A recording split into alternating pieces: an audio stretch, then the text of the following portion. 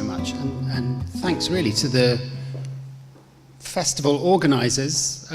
Festivals aren't like, you know, steel and glass and concrete institutions.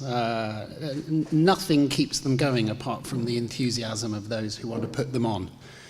So they're a great test for the cultural life of any city, really. And I thank everyone from the festival for holding it together. I'm going to be talking about two things. One is yesterday's news, old news photographs, press photographs, and I'm also going to be talking about billboards, because it's those two things that brought me here, the chance to invite some artists to make work on billboards in the city. I've had a long-standing interest in news photographs, reportage, and the fate of them. Obviously, news hasn't disappeared. Most of it's fake, as Donald tells us, and most of it is now thoroughly immaterial. But for a long time, news photographs were physical objects of a very, very particular kind. And also, news photographs are a kind of public address, but they are very different from a billboard, which is another kind of public address. But I thought it might be interesting to try and bring the two together. And I've noticed that a number of contemporary artists have been working with old press photographs, news photographs, in one way or another. So that's what I'm going to talk about. I do have quite a long-standing interest in both of these things, news photographs and billboards. So by way of an introduction, before I get to the artists that I invited to make work for the city here, I'll talk a little bit about how these interests of mine came about and how they have come together. Now, I just want to show my age a little bit. When I was a student, an undergrad student in London, it was an interesting period of trying to think beyond the spaces of the gallery. Very tough times in Britain. I was living in London. Awful lot of things were going on, which weren't very nice. Really a kind of legacy of Margaret Thatcher's rule. And it was just about possible at this time to start thinking about a kind of practice on billboards, which was, okay, it was thoroughly illegal, and I'm not encouraging anyone to do anything illegal here. But it was possible to begin to sort of mimic the look and the feel of advertising. So rather than being a graffitist with a kind of aerosol can or a knife or paintbrush, it was just about possible, using what was then called desktop publishing, to generate text that really looked like the kind of text that was already there on billboards. God, it sounds like the beginning of the Gutenberg press, but it was a big deal. It was a big deal in the early 90s. We had I entered into a partnership with a guy called Gavin Jack, whose name is on there, who also had an interest in having some say in kind of civic space. And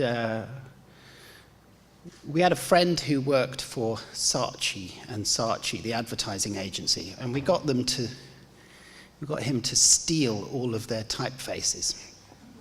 I remember it came on 250 floppy disks.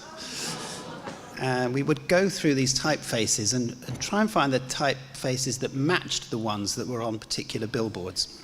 And this is a billboard for H&M, the clothes company. But Margaret Thatcher was trying to push through the poll tax, a kind of tax, an existence tax. If you existed, you had to pay this tax. It didn't pass in the end. There was too much resistance to it. Anyway, this is in Oxford Circus, right in the centre of London, perhaps the most visible billboard. And it said, "It'll suit your bank manager," meaning, I guess, the price of the clothes. So we just generated a text that said, "Don't pay the poll tax.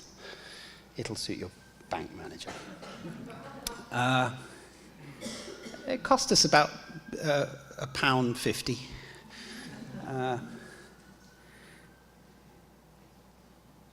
And it seemed like an interesting thing to do at the time. There was a feeling, it wasn't an art practice, it was definitely a sort of interventionist practice, but there was a feeling that the language of advertising, its rhetoric, the way it communicated was not sealed off. It could be something that you could participate in.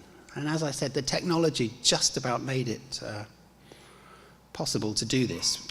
And there are a lot of other groups sort of on the cusp between sort of art and activist groups that were thinking in this way. This is a kind of AIDS awareness campaign that was produced by a New York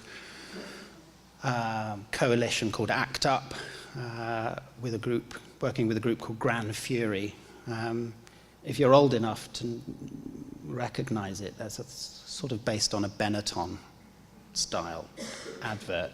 Kissing doesn't kill, greed and indifference do. These were the kind of images, practices we were looking at the time and thinking about. So there's a whole bunch of people trying to develop kind of strategic ways to think about intervening in public space. Electricity, which was a national resource, was being sold off. The level-headed register early. Now you can buy into what you can plug into. So this is a billboard advertising shares in the electricity resource that we all owned anyway. So it was being stolen from us and sold back.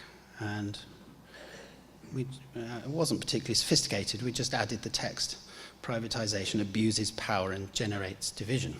Electricity was being split into generating divisions, private companies to compete with each other. The fact that I have to explain this to you is an interesting indication of interventionist work. Nothing lasts within interventionist work.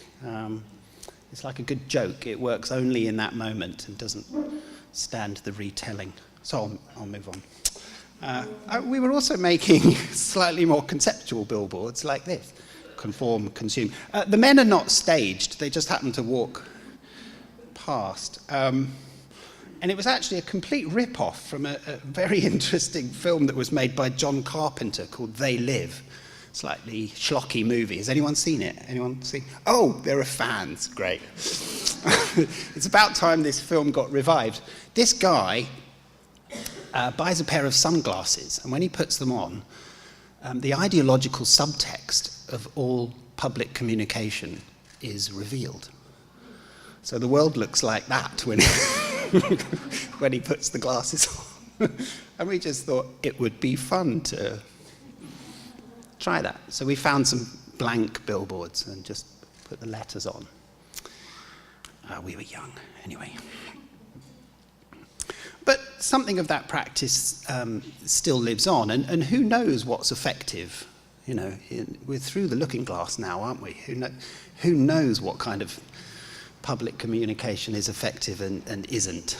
Barbara Kruger is still working very much in these kinds of strategies and has been since the very early 80s. Know nothing, believe anything, forget everything. That's a piece of hers from last year. So that's a little insight into my interest in billboards and what could be done with them beyond asking people to buy things. News photographs. Well, I guess news photography really shaped what people thought photography was, particularly in those years when the illustrated press, magazines and newspapers, physical things, were dominant, which I guess they were for most of the 20th century. But as things moved online, a number of very big news organizations were stuck with huge holdings of photographs. Some of those holdings found their ways into institutions that could look after them, but many very venerable newspapers just started selling off their old press photographs online, on eBay. I was looking for something else one day on eBay, and I bumped into this photograph here. I thought it was the most beautiful image I'd ever seen. I thought it looked like a James Rosenquist painting. It looked photographic, but it also looked very painterly. And in fact, most press photographs from the 20th century were over-painted. So someone in the art department would literally touch up a picture. Touching up doesn't begin with Photoshop. There's a very long history of touching up pictures. Look, someone's really cared about how her hair looks, and they've over-painted it, and they've emphasized all the edges. And these red and yellow marks would be the crop marks that someone from the art department would use to indicate which part of the picture was to be reproduced in the kind of crude half tone of newsprint. Anyway, it cost me $10 or something, and I loved it. I sat with it on my desk while I was working on a couple of books, and eventually I made a book that would explain what that photograph was.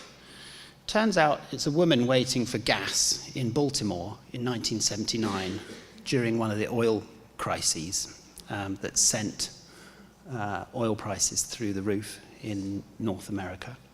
So I started looking for other photographs and just sequenced a book. No writing from me. I won't show you the whole book. And it seemed interesting that you could actually construct quite a sophisticated social history just out of photographs that people were throwing away. And there are hundreds of thousands of these photographs floating around for sale. The backs of them are as interesting as the front, because on the back of the photograph you might have the photographer's name, the date at which it was taken, maybe a caption, maybe a date of a second use or a third use, because of course these photographs would go into the newspaper's archive and they might be able to reuse the photograph on another occasion. So it has about 40 or so photographs and sort of tells the story of oil in North America, just from these rejected pictures. And then a t-shirt company said, "We really like this image. Can we make a t-shirt of it?" Interesting thing, photographs don't have meanings. In many ways, they just have potential meanings, meanings that are waiting to be activated somehow. It's only when a photograph is put into some kind of use or some kind of context that its potential meaning is drawn out, or some aspect of its meaning is drawn out. That's not really the way we generally think of news photographs. We think of news photographs as being very functional things, don't we? Telling you something. But interestingly, if you pick up a newspaper or look at a news website, if you ignore the text completely, you realize just how open and ambiguous all images are, even the supposedly functional, instrumental pictures never have particularly clear meanings. So it's an interesting lesson to watch what happens to a photograph as it moves from one possible use or context to another. I've incorporated press photographs into my curatorial work. These are images from the American dust storms of the 1930s, which were in a show that I put together called A Handful of Dust. And that show took its inspiration from one photograph, actually, that was taken by Man Ray of an unfinished sculpture by Marcel Duchamp. I wanted to make a show that just looked at that photograph very carefully in all of its weirdness and kind of atomized it, split into several directions to think about the different connections you could make to this picture. So it's an entire exhibition of about 130 or 40 images, all spilling out of this one picture that was taken in 1920. And it's a mixture of press photographs and postcards and publications and expensive works by famous artists. And I like putting something on a wall that's worth $200,000, and it's hanging next to something that's equally interesting that I bought for $5 on eBay. I think that's in the nature of photography. If you don't follow the money, and you don't follow the canon, you know, the kind of set canon of who's supposed to be good and what's supposed to be good, if you just follow the image in all of its promiscuous directions, I do think you end up with a much more dispersed and much more interesting take on what's fascinating about photography. And you know, interesting things can be made as postcards or news images. They don't have to be made by self-declared artists. I'm sure some people in the room will disagree with that, but we can fight about that afterwards if you want to. I won't go into the names of all the works, but you get the idea that there's quite diverse material here. Another little project I made. I seem to find myself making projects where I don't really know if they are artist projects or whether I've got my photo nerd historian hat on, or whether they are curatorial projects. Maybe it doesn't matter. But this is I'll show you a little project that I made just based on one photograph that I found in a flea market in London. I just came across this picture, and it looked really chaotic, like there was a lot going on in it.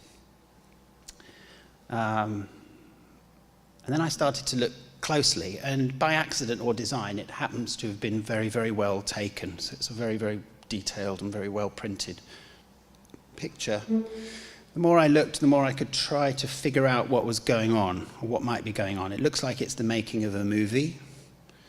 Maybe it's the 1920s or 30s. There's something vaguely North African happening, but if you look on the horizon, those are very, very London semi-detached houses. I suddenly recognized the man in the slightly comically short tie that's resting on his tummy. Anyone know who that is? It's muttering, "Be brave." Oh. It's Hitchcock, you fool. We all know. It's Alfred Hitchcock. I'm quite a, what do you call it, a Hitchcockian? I'm quite a Hitchcockian. I've seen all the movies, all 55 of them. And I couldn't for the life of me remember what this film was. There were no details on the back. I bought the photograph for a few pounds. I went online. And within minutes, I'm watching the scene that's being filmed here. It's a film called Rich and Strange, and it's about a couple. The guy in the pith helmet and his new wife. It's a slightly screwball comedy, unusual for Hitchcock. They get married and they go on a world tour. And the film crew didn't go on a world tour. They did most of it in London. So there they are. And the more I scanned the photograph in, because my eyesight's not that great. I scanned the photograph in, I had it on the screen like a 500 megabyte file, and I could really zoom in and see all of this information. And I started to wonder, it's taken by a news photographer. There's a news agency stamp on the back. Anonymous, don't know who it is. I started to wonder just how much that photographer could have been taking in. The interesting thing about cameras is they tend to take in more than the humans that operate them. Walter Benjamin called it the optical unconscious. So I wondered if there was just more resonance, more significance in this picture than perhaps anyone was able to pick up on. Look, it's even got what looks like a nervous producer biting his nails. We're going over budget. And I made a little book out of it, and it just has details. And the details relate to how I was looking at the photograph, not with my naked eye, but in a very different technology of a computer screen. You know, you get an image that's bigger than the screen, and you have to move it around and see different parts of it. So it has 30 or 40 details from this picture. That's the only double spread. And the anecdote, which I've just told you, of how I came across it, with an actual print, a sort of photographic print, tipped in, as they say in book circles, stuck into the back of the book. Oddly enough, I then got asked to turn it into a video for a festival. I can't show it to all of you, but I'm not really a filmmaker, but I tried to recreate that experience of looking at a photograph on a computer screen, kind of palming it around, going from one detail to another. I'll just let it play for a minute until we get to one interesting scene within the scene.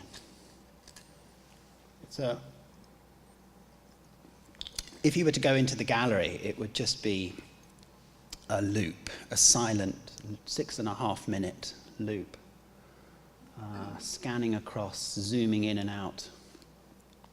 There's a bicycle repair shop within this picture, which oddly reminded me of Marcel Duchamp and his bicycle wheel.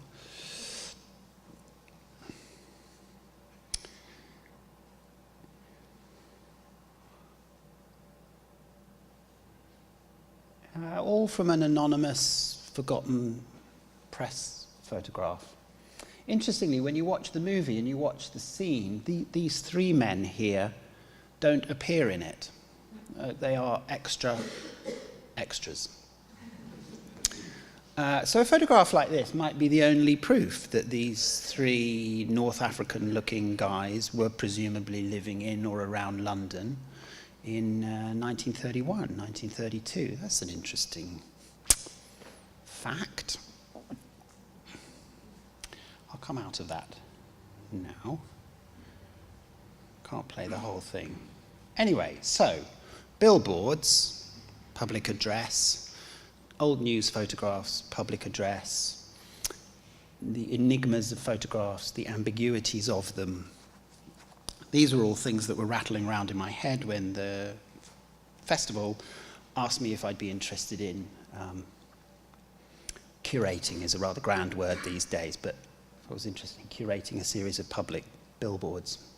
And as I said at the beginning, I'd noticed that a number of artists, quite a number actually, have been interested in these, in kind of reactivating these redundant images in one way or another. Jonas Hampson's Canadian, he's not here, as well as the Billboard Project. He has a show in town, which you can see, a gallery show. I've been interested in his work for a while. He's made books, he's made installations. He moves between using news photographs and sort of family albums, snapshot pictures. Sometimes it's just about selecting and sequencing them. Sometimes he'll introduce paint or other objects, sculptural dimensions into what he's doing.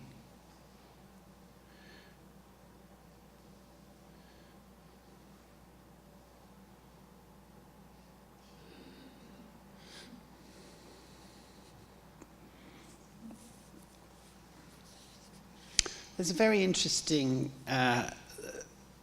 biography of Jean-Luc Godard, the French New Wave filmmaker, who was often within his films either quoting or paraphrasing other movies, or sometimes using actual scenes from them.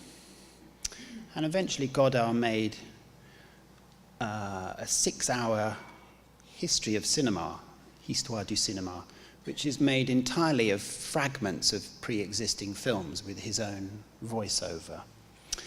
And there's a biography of Godard that was written by a British guy called Colin McCabe.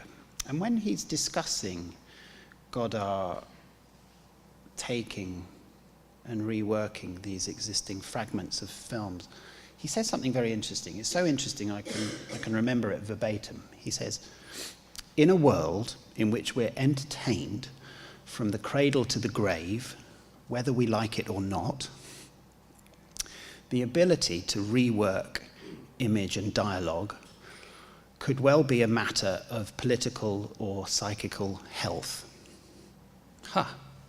If we are surrounded by all of these images, which are out to get us in one form or another, oughtn't we have an active relationship with them?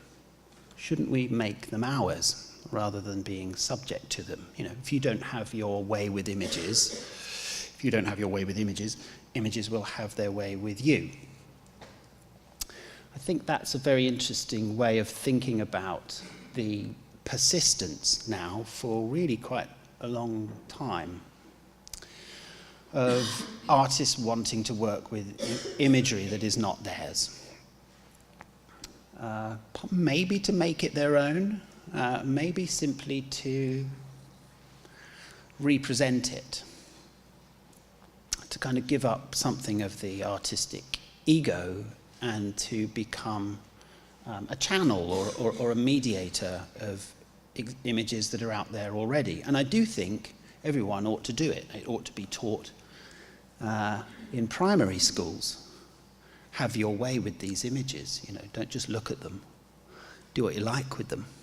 It's a very healthy, politically and psychically healthy thing to be doing. Okay, well, some people do it in much more sophisticated ways than others, and Jonah has developed his own incredibly compelling, I think, and idiosyncratic ways of using them. And eventually, after working through a number of different possibilities, Jonah became very interested in this image, which is not a print, it's actually working from a negative. And Jonah came to Vancouver and decided he wanted to work on this particular billboard, which is double-sided.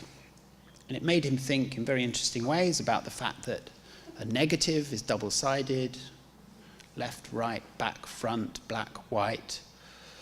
There's a sort of slightly kitschy cowgirl is, for some reason that we don't know, and maybe she doesn't even know, she's pointing a gun at a blank sheet of paper.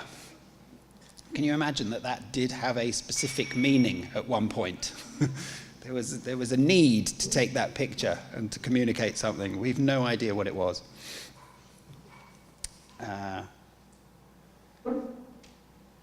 And Jonah got excited about the idea of having this on a billboard. I took these with my iPhone yesterday when I first arrived, very, very quickly, just so that you could get a feeling from it. That's it from the other side. It might have a relation to advertising, or it might not. I guess what's interesting about working on billboards is, on the one hand, you've got a set of expectations which do come from advertising largely, although occasionally you get, you know, public service announcements on billboards. But I guess what really interests me is an audience that doesn't have a clue what it is and that is just stumbling across it. So that's none of you, right? Because I've already introduced these billboards to you, and you can go off like it's some kind of treasure hunt and find them. But that's not the same as having no idea what the hell it is and stumbling across it. I like that. I like that as a possibility of somebody not knowing. Of course, it's a festival, and I managed to photograph these before the little signs go up, little captions, because nobody likes an image that's actually ambiguous, telling you who it's by and it's from the festival. And but that first raw encounter with an image is something that really interests me, that kind of moment of quite radical possibility where you don't really know what it is you're looking at or why it's there. Thomas Ruff, German artist, been around for a while. He's been making work since the late 70s. He's had an ongoing interest in press photographs, well, imagery of all kinds. And recently he's made a series called Press Plus Plus. And like me, he's been looking on eBay and is very interested in kind of Cold War era imagery. And he scans in the backs and the fronts of the photographs and superimposes them, so you get the two together. the photo and the graphics together.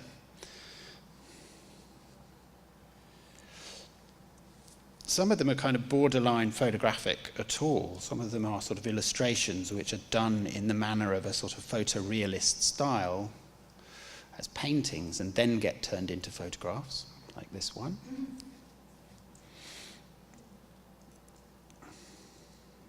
And in the first instance, Ruff has been showing them like this, kind of about the size of that screen, actually, if you were to see them in a gallery. Framed prints hanging on walls. And he just had a show at the Whitechapel Gallery in London, and I got talking to him about this, about the fact that this is already a movement of these photographs from one context to another, one scale to another, one materiality to another. Would he mind if I put them on billboards in Vancouver? And he was happy for that to happen. I guess his most closely fit this idea, because they're so conspicuously press photographs, because they have the stamps on them. They fit this idea I'm interested in of a billboard being a kind of public address and a news photograph being a very different kind of public address, and what might happen if you put the two together. Plus the fact that most of the time billboards are there to represent, you know, the now or the promised tomorrow. I quite like the idea of an old photograph, and I particularly like the idea of these kind of slightly sci-fi images of Ruff's, because they, in their own time, were promising a tomorrow, maybe one that never came. Yes, news of yesterday's tomorrow, I suppose we could have called it. Stanley Wolakauanambwa is based in New York, and he has a very interesting kind of soup going on, where he's a photographer himself, so he makes photographs in a more or less kind of lyrical, documentary manner, most of the time in colour, but he's very interested in the fact that all of us take pictures while also carrying images in our head, some kind of stock, which maybe don't really belong to us. They come from some kind of collective history that we've been sold by the media somehow. This is an image that he chose for one of the billboards, this kind of ritualistic moment of the groom putting some kind of sacrament in the mouth of the bride. Doesn't seem too happy with the idea. Some cheerleaders, and then some figures at the side who probably don't even know that they're in this photograph. Stanley's left the kind of rebate on the edge of the film, on the edge of the print, and that's on the edge of the billboard. And if you were to see one of his shows, it would be a mixture of prints from news photograph negatives and his own images together, which is a brave thing to do, because on the one hand they are such different registers, you don't expect to see them together, but you know, we are pattern-seeking mammals, and if you put even quite disparate images together, you can rely on an audience to start to piece some kind of sense out of the nonsense, and Stanley's kind of brave enough to allow that to happen in his own exhibitions. The billboard is a different thing. He's very interested in the idea of the enigmas of photographs that were once very functional, and what it might mean to sort of reinsert them into public space. So this is what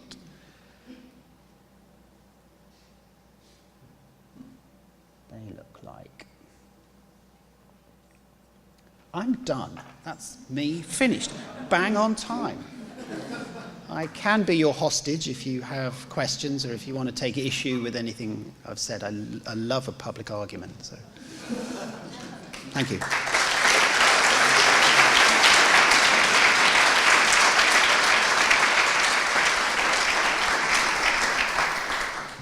I have a microphone. Questions, comments? Let them have a breather first. Well, okay. How long? Cocktail hour. Sorry.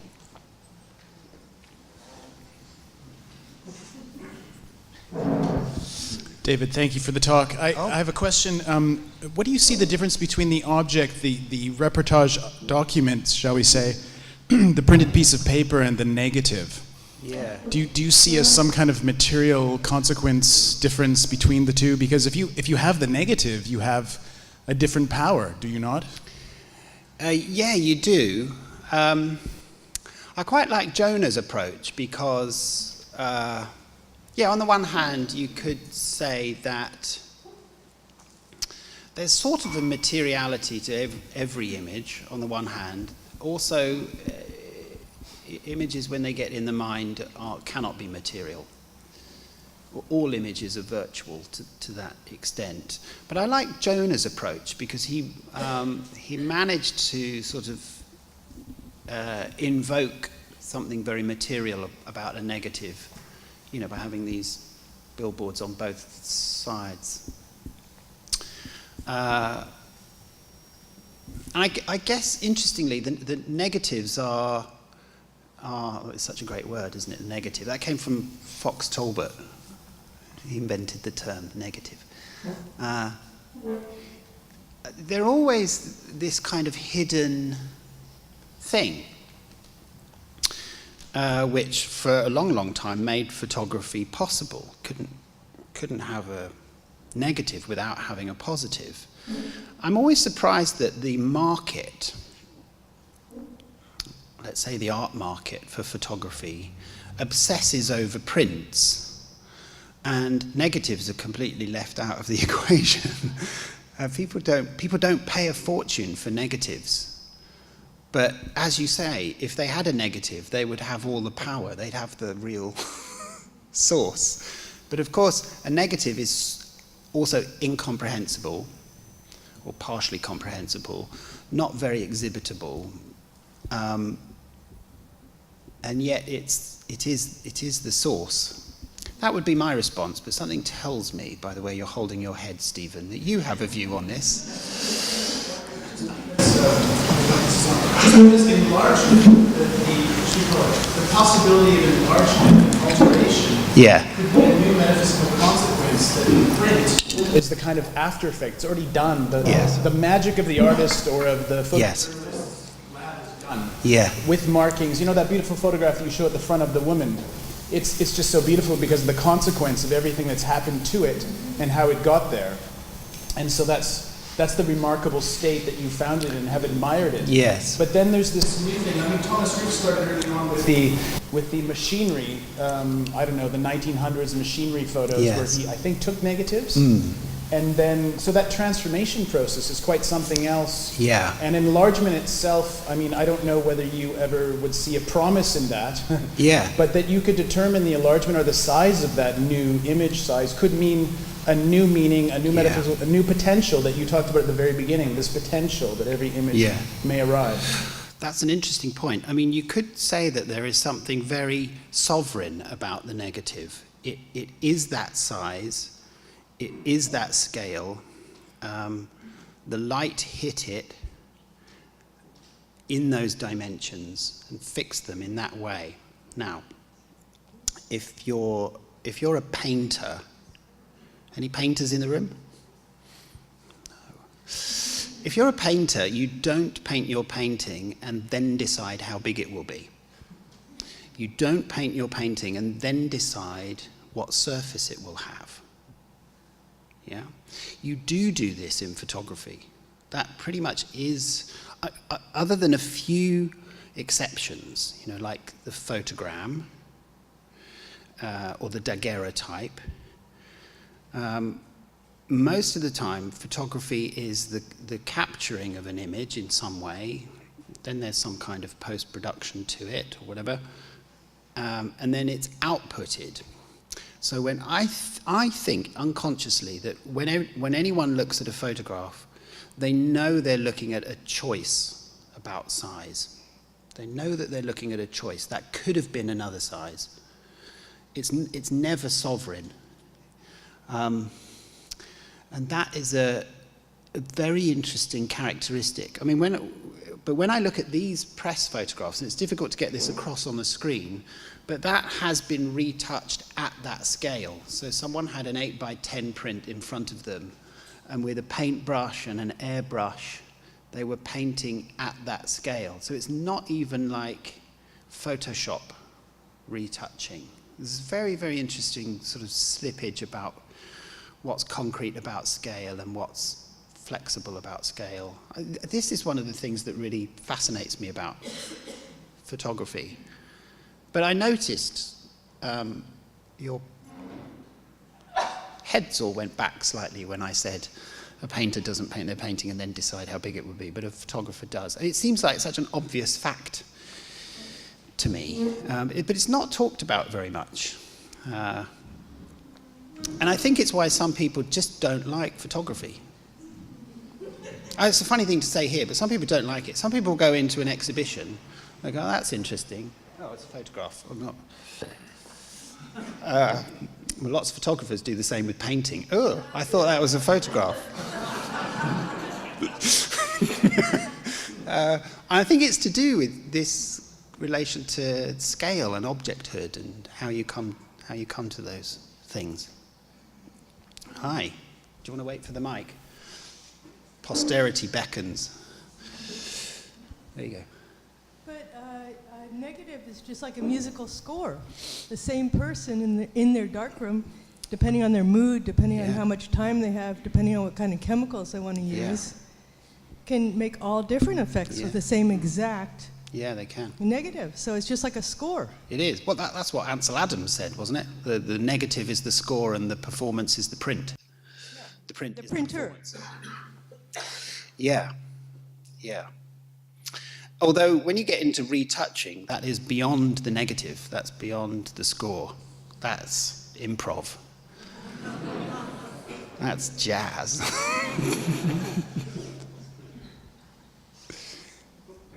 Yeah, wait for the mic. Sorry, I'm under strict instructions to... Have a sip first. Okay, question for you. When you're scouring images on eBay or wherever you're finding images, once you find them, do you try to contact the photographer or whoever and let them know you're using it for artwork? Like, how does that work for you? Yeah, as much as possible. Couldn't find the photographer for the Rich and Strange picture, but in the book that I made is dedicated to his or her anonymous labour. Interestingly, when I did the gasoline book, the photographers, we didn't have to contact them because they were automatically credited, because if their names were there, they were on the backs of the pictures. But a lot of them are dead. Also, I don't feel I'm in a sort of Richard Prince appropriation position here. I just really want to show people these images. I do feel I'm celebrating them. I'm not commandeering them for my own ends. Yeah. I mean, you often see an image, because we expect, for example, in a gallery to see someone's name. If there isn't a name, it says, anonymous. But, actually, anonymous is a very relative term. Somebody knows them. Nobody is anonymous. You're only anonymous to or for someone else. So anonymous is a kind of hands up. I don't know who it is, but somebody knew. Nobody's actually anonymous. Does that mean anyone can use it? I don't know. My feeling is do it and then see. I feel I've got good intentions here. Interestingly, I was contacted by the son of the man who designed the gas station on the left. And you could argue that the photograph the taking of the photograph was a certain kind of appropriation of the gas station. You know, some architects now want to copyright any image taken of their buildings. It's absurd, but they tried to do it. And that raises the question of whether photography itself appropriates the things that are in front of it. You know, all of those kind of kitschy new age stuff about stealing souls, all of that. I wouldn't go that far, but there is something about stealing in all photographs. And so the stealing of a photograph is a kind of extension of that primal theft, I'd have thought. Is that Stephen again? He's my best. I had is just spoke about the political act, the idea of contravening conformity, and the idea that we must counteract any and all possible forces of the images that are around us. And I was thinking about what you do as both writer, artist, curator, and assembler and performance of you know, whatever you want to, because you said, oh, do I have this hat on or do I have that hat on? Yeah.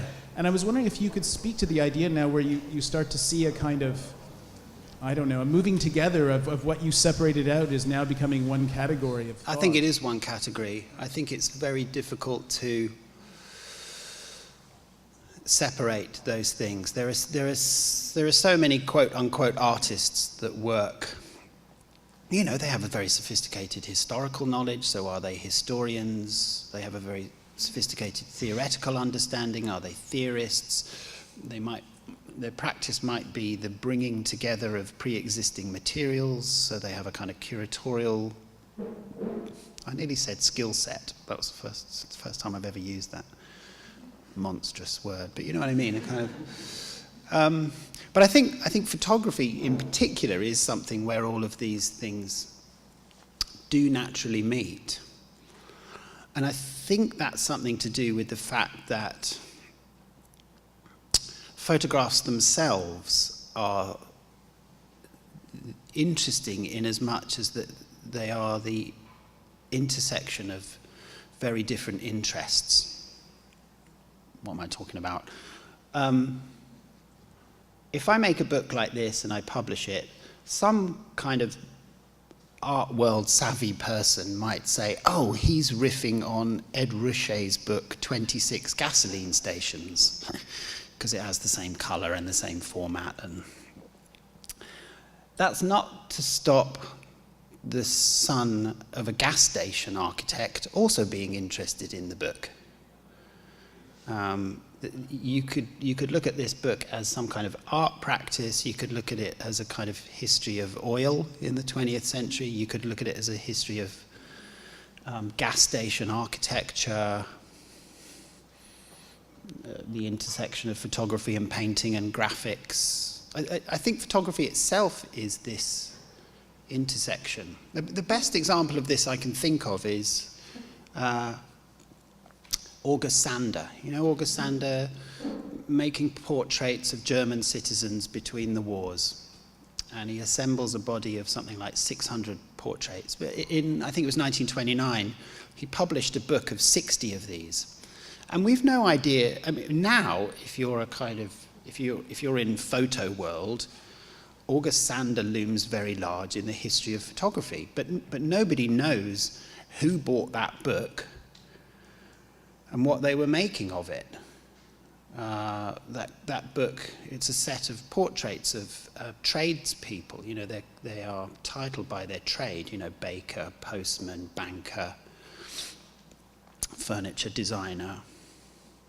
And you could read that book anthropologically, as documentary, as art, as photography, capital P. You could see Sander as a kind of curator of people or people substitutes. It's interesting, a few years ago I was giving a talk at Central St Martin's School of Art, a famous School of Art in the centre of London, and at the time they had no photography programme there, and I arrived early, about an hour early, and I went to the library and I saw a book of Sander's work, all 600 and something pictures. And it had been so thumbed It was like a telephone book. I thought, well, this is amazing. There's no photography course here. Who's looking at this? So I took it to the counter and I said to the librarian, who's taking this out? And she said, oh, we're not, that's very confidential information. I said, so can you tell me which program the students belong to? And so, oh, sorry. She said, oh, it's 80% fashion students. Well, that's quite humbling for kind of photo people who think they have the monopoly on Sander. There's no reason at all why a fashion student wouldn't have a great interest. Still don't know what they'd be making of it. Would they be interested in gesture? Would they be interested in what fabric looks like in black and white? Who knows what they'd be making of it? So I think some of that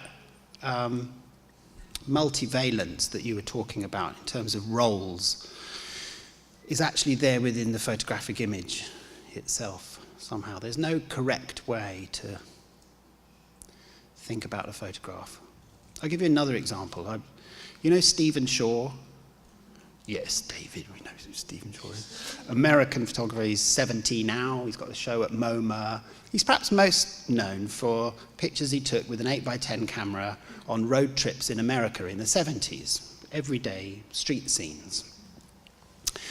I was due to have a long conversation with him for a book of his work, and he was coming to my house, and my brother-in-law was having breakfast with me, and I had a book of Stephen Shaw's pictures from the 70s on the table. And my brother-in-law is a mechanic, or was a mechanic. I said, what's that? I said, well, it's just a book of photographs taken on the road in the 70s. He was looking through it very thoroughly for sort of 20 minutes. And at the end he said, do you think there were a lot of MGB cars in America in the 70s? Or do you think Stephen Shaw just liked photographing them? I said, he's coming in an hour. You can ask him. So we get through to coffee, and suddenly my brother-in-law clears his throat and he says, so Mr. Shaw, I've been looking at your book and I've noticed that there are a lot of MGB cars. Is that indicative of how many there were in America in the 70s, or did you just like taking them? And his eyes lit up. He said, no one's ever asked me that before. David Campany would never ask me that. He's like a photo nerd.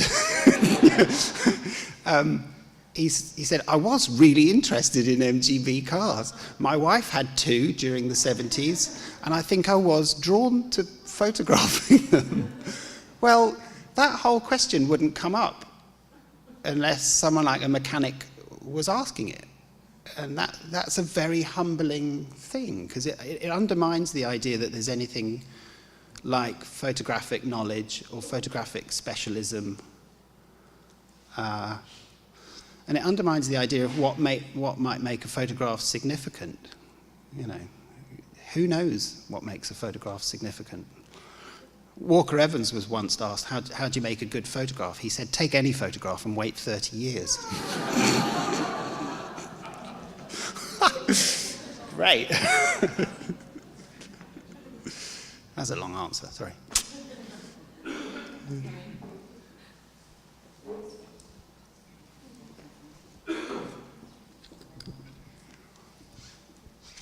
Thank you. Let me see if I can explain what I've been thinking. When you presented the pictures of the work that is currently on display here in Vancouver, the three artists that you introduced and the billboards and the image of the billboards, it seemed to me that the billboard was being used as basically a sort of a wall. A sort of extension of a gallery. Extension of the gallery, or a site for the work to be displayed. Yeah. Whereas when you introduced the pictures at the beginning, when you were doing interventions in London in the early 90s, it seemed the billboard was more than that, like potentially the medium of this intervention or this subversion. So I was wondering whether you could discuss this transition, or whether or not there is a different way of understanding billboard as this medium or site, or if there is a moment in time in which political acts could be used, could be within the civic space could Yeah. could be using billboards, and there's no longer possible today due to neoliberal state in which we live, etc. I'd like to say that they probably feel artificially like walls because of this occasion. This mode of attention, you're sitting down, I'm introducing them, that is already a certain kind of frame. And that might be very different to stumbling down the Greenway and just noticing something.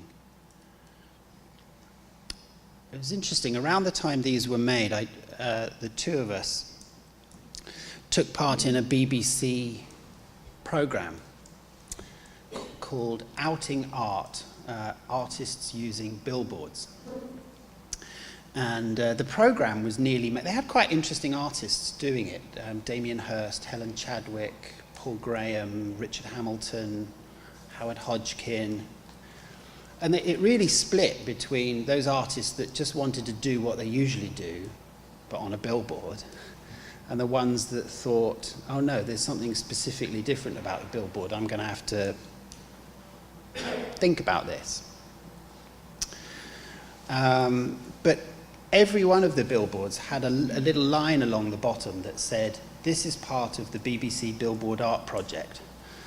So whatever confusion you had was immediately dissipated by reading the bottom and going, oh, it's art. Okay. I like the idea with these of a viewer not knowing who was speaking. Who would be saying that in those institutional-looking letters? It dried flat. You can see a little shadow, but when it dried, it was completely flat. You couldn't see it. And I feel, in a way, I mean, I talked about this, not so much with Thomas Roof, because in a way that's me saying to Thomas, can we just use these on billboards? With Stanley and Jonah, I said, look, you can or you don't have to think about this context carefully. And actually both of them wanted to think about that. I don't think either of them were interested in it just being a wall. But maybe it's not such a hard distinction between those two positions that I see why to be able to think about them, it's necessary to separate them, a site-specific intervention and the billboard as an extension of the gallery. But I do wonder if it's more grey in the middle than those two extremes somehow. But these are agitprops. Yeah, those are agitprop, definitely. Yeah. Definitely. Social. Yeah. Although, interestingly, when Damien Hirst made his billboards, which I thought were great, best thing he's ever done, he took the language of billboards very, very seriously. He had one of these tri-vision boards. It was great. He's not a photographer, so he hired an advertising still life photographer. And the first image you saw was a cucumber and a pot of Vaseline.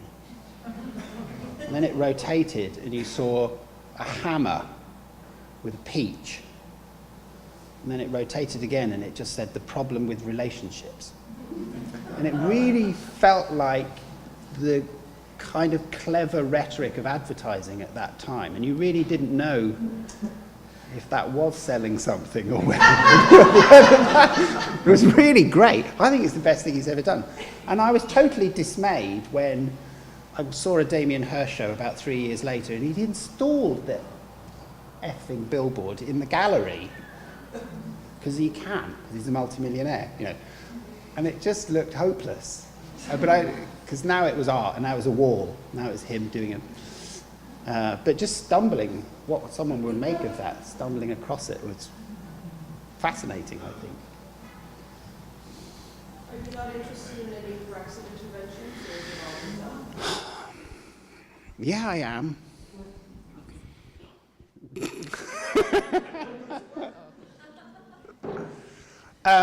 These were done before London was infested by surveillance cameras. It would be the short answer.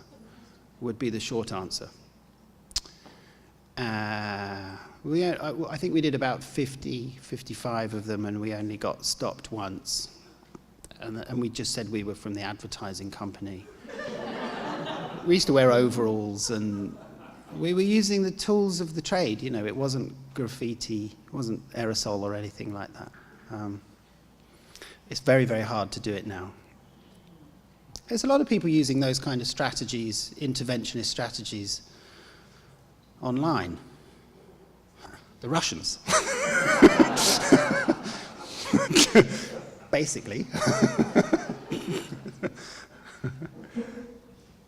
The algorithms of popular opinion.